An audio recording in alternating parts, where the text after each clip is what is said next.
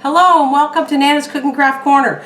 I'm very excited to show you what I just created. I created this Halloween wreath. It's adorable. I did it all for under $10 at the Dollar Tree, believe it or not. Here it is. Isn't it cute? So for a quick little video, I wanted to come on and show you what I did. This is all like $10. This was ribbon I had at home already. I used not quite 2 rolls of this stuff, and this was like $1.25. I have more bugs, 6 bugs for $1.25.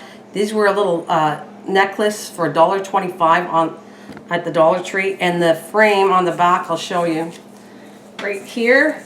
That's $1.25. So everything at the Dollar Tree, which is $1.25. So like I said, just added up 2 of these. These were $2, and the lights and everything came to pretty reasonable price, and I think roughly 10 bucks adding glue. So I just thought I'd come out and show you, and may you have a happy Halloween. Thanks for watching. See you later.